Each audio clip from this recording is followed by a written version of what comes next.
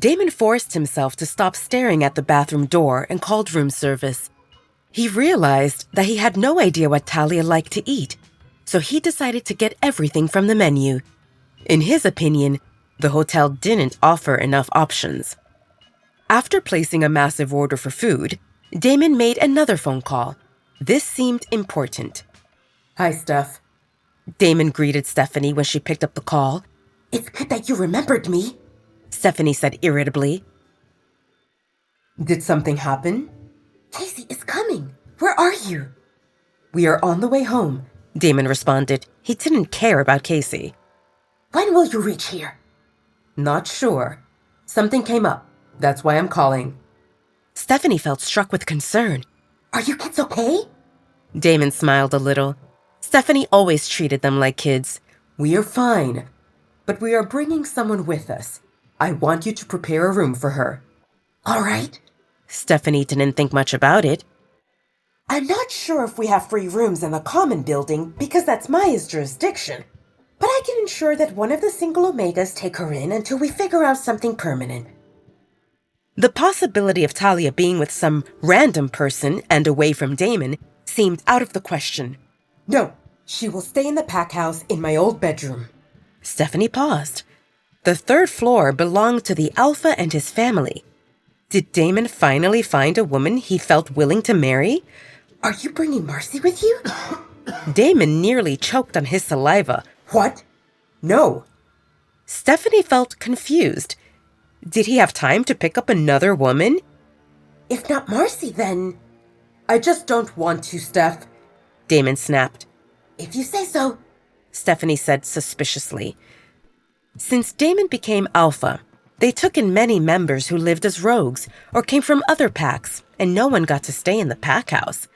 And this represented Damon's old room, on the third floor that stayed off limits for anyone not related to Alpha. Damon rubbed his face forcibly. He had a good idea related to what Stephanie thought about. "Don't make a big deal when there is none. The girl got hurt and she had a hard time. She seems timid and I believe that she doesn't have a wolf. I can't let her mingle with others until we ascertain her condition. Oh, and tell Travis to be ready to accept a patient. I want her to get a full checkup when we arrive."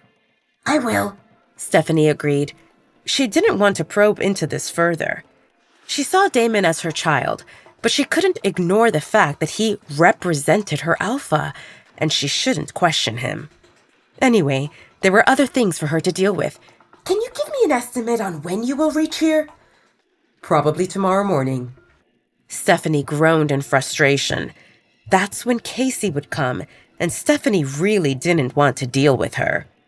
"Please hurry and drive safely." Damon hummed in agreement and ended the call. He looked at the bathroom door and listened to the sound of the shower, wondering if Talia had finished. The warm water of the shower allowed Talia to relax and forget about the troubles outside of that bathroom. Most of her wounds had scabbed, so shampoo didn't sting. But the bruises still hurt when she moved or washed bruised parts of her body. She would love to stay under that trickling warm water forever, but alas, all good things come to an end. Talia wrapped herself in a towel and observed her bruised appearance in the mirror while wondering how long it would take to heal. Talia delayed getting ready. Getting ready meant stepping outside, and there, a scary Alpha waited for her. Could she stay in the bathroom forever? Talia shook her head helplessly. What point existed in avoiding the inevitable? If she lingered longer than necessary, Alpha Damon would probably knock to check on her, or maybe open the door. After all, one flimsy lock couldn't stop an Alpha from getting where he wanted. Talia couldn't help but wonder, why would he help her to leave the Red Moon Pack? Did he truly not have bad intentions? Talia didn't know about Damon's reputation, but she heard that Alpha seemed strong and prideful, always chasing power and proving their dominance, and they didn't go out of their way for anyone.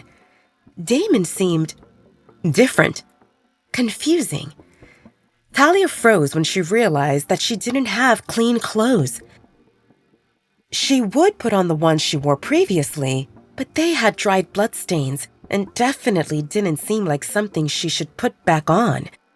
Talia collected her few possessions from the Red Moon pack and bunched them into an overused bedsheet, but they stayed in the trunk of the car, and if Damon acted nice enough to bring them, they remained in the room and not in the bathroom where she needed them. Now what? Talia saw a bathrobe hanging on the hook next to the shower and decided to put it on. It provided better coverage than a towel. After a few deep breaths, Talia held onto the doorknob and opened the door ajar, just enough to peek into the hotel room. Part of her hoped that Damon slept, or that he left and that there would be no one in the room. But she saw him sitting on the bed and fiddling with his phone. After a few exceedingly long seconds, Damon lifted his gaze from the screen and eyed Talia. How long are you going to stand there? Talia cleared her throat nervously.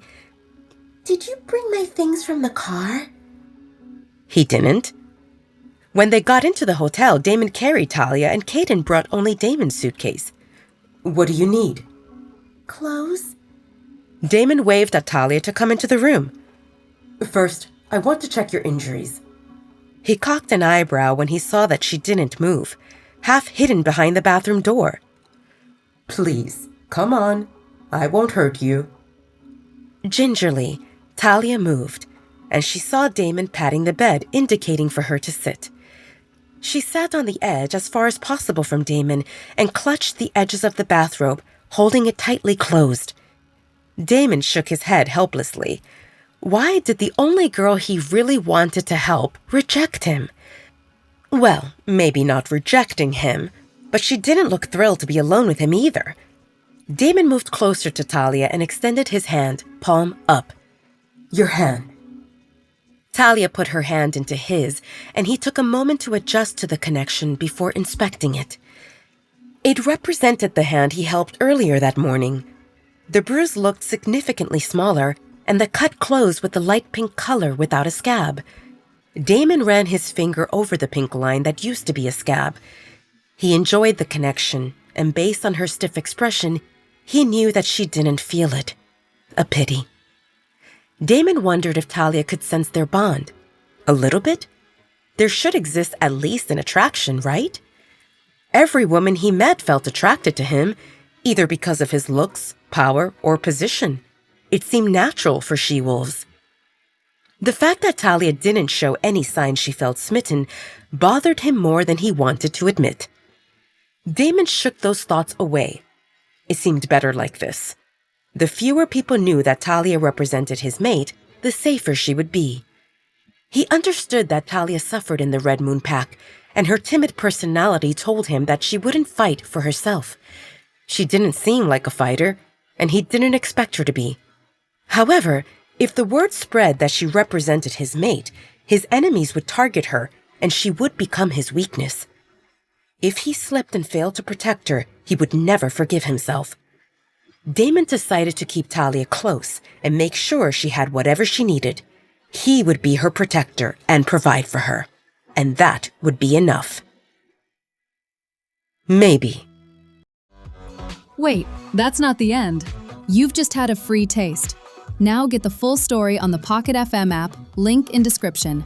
Check out our next video and playlist, and don't forget to like, share, and subscribe.